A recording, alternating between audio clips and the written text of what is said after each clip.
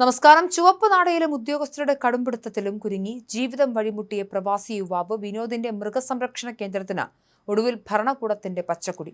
മാസങ്ങളായി അനുമതി പത്രത്തിനായി വിവിധ സർക്കാർ ഓഫീസുകൾ കയറിയിറങ്ങി പ്രതിസന്ധിയിലായ യുവ സംരംഭകന്റെ വിഷയം മാധ്യമങ്ങളിലൂടെ പുറത്തുവന്നതിന് തൊട്ടു പിന്നാലെ മുഖ്യമന്ത്രി വി.ഡി. സതീശൻ നേരിട്ട് ഇടപെടുകയായിരുന്നു.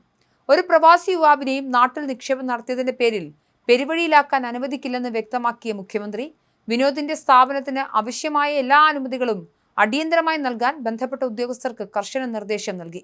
വർഷങ്ങളോളം ചോര നീരാക്കി സമ്പാദിച്ച തുക നാട്ടിൽ നിക്ഷേപിച്ച് മികച്ചൊരു ഉപജീവനമാർഗം കണ്ടെത്താമെന്ന പ്രതീക്ഷയിലാണ് വിനോദ് സ്വന്തം ഗ്രാമത്തിൽ ആധുനിക രീതിയിലുള്ള പശുവളർത്തൽ കേന്ദ്രം ആരംഭിക്കാൻ തീരുമാനിച്ചത്.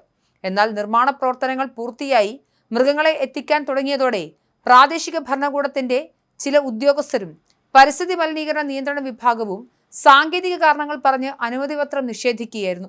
ഇതോടെ ലക്ഷക്കണക്കിന് രൂപയുടെ കടബാധ്യതയിലായ യുവാവ് വലിയ പ്രതിസന്ധിയിലാവുകയും തന്റെ സങ്കടം പരസ്യമാക്കുകയും ചെയ്തു. മങ്കരയിൽ പശുഫാം തുടങ്ങാൻ ജോലി ഉപേക്ഷിച്ച സോഫ്റ്റ്വെയർ എഞ്ചിനീയർ പെരുവഴിയിലായ കഥ കേരളത്തെ ഞെട്ടിച്ചിരുന്നു. മൂത്താന്തറ സ്വദേശിയായ വിനോദാണ് ലക്ഷങ്ങൾ ശമ്പളമുള്ള ജോലി കളഞ്ഞ് നാട്ടിൽ പശുഫാം തുടങ്ങാൻ ഇറങ്ങിത്തിരിച്ചത്. മലിനീകരണ നിയന്ത്രണ ബോർഡ് ഉദ്യോഗസ്ഥരുടെ മെല്ലെപ്പോക്ക് കാരണം പ്രവർത്തനാനുമതി കിട്ടാത്തതോടെ ഫാമിനായി 65 ലക്ഷം രൂപ ചെലവഴിച്ച വിനോദ് ജീവിതം തന്നെ വഴിമുട്ടിയ അവസ്ഥയിലായിരുന്നു. സാമ്പത്തിക നഷ്ടത്തിൽ പലരും പശുവളർത്തൽ ഉപേക്ഷിച്ച് പോകുമ്പോഴാണ് ബംഗളൂരുവിലെ ലക്ഷങ്ങളുടെ ജോലി കളഞ്ഞ് വിനോദ് നാട്ടിലേക്ക് ഇറങ്ങിയത്. ഉള്ള സമ്പാദ്യത്തിന്റെ നല്ലൊരു ഭാഗം ചെലവഴിച്ച് പശുഫാം നിർമ്മിച്ചു.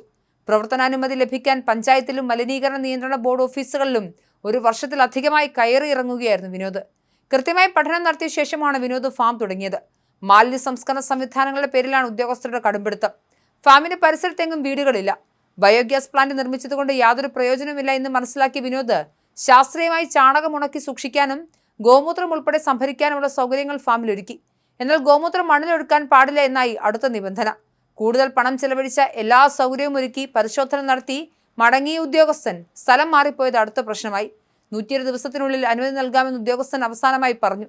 പ്രവർത്തനാനുമതി നേടിയെടുക്കുന്നത് വരെ പോരാടാനാണ് വിനോദിന്റെ തീരുമാനം. ഇതിനിടെയാണ് മുഖ്യമന്ത്രി പ്രശ്നത്തിൽ നേരിട്ടിടപെട്ടത്. സംരംഭകരോടുള്ള ചില ഉദ്യോഗസ്ഥരുടെ നിഷേധാത്മകമായ സമീപനത്തിനെതിരെ കടുത്ത ഭാഷയിലാണ് മുഖ്യമന്ത്രി പ്രതികരിച്ചത്. നാടിന്റെ വികസനത്തിനും തൊഴിലവസരങ്ങൾ സൃഷ്ടിക്കുന്നതിനും നിക്ഷേപങ്ങൾ ഏറെ അനിവാര്യമാണെന്ന് അദ്ദേഹം ഓർമ്മിപ്പിച്ചു.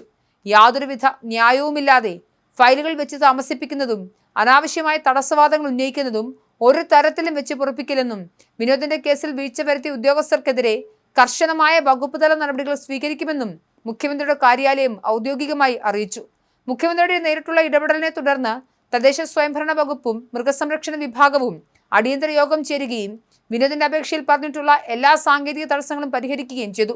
സ്ഥാപനത്തിൽ മാലിന്യ സംസ്കരണത്തിനായി ഒരുക്കിയിട്ടുള്ള ആധുനിക സംവിധാനങ്ങൾ തൃപ്തികരമാണെന്ന് കണ്ടെത്തേണ്ടതുണ്ട്. വരും ദിവസങ്ങളിൽ തന്നെ സ്ഥാപനത്തിന് തടസ്സമില്ലാതെ പ്രവർത്തിക്കാനുള്ള അന്തിമ അനുമതി പത്രം പ്രാദേശിക ഭരണകൂടം വിനോദിന് നേരിട്ട് കൈമാറുമെന്നാണ് പുതിയ തീരുമാനം.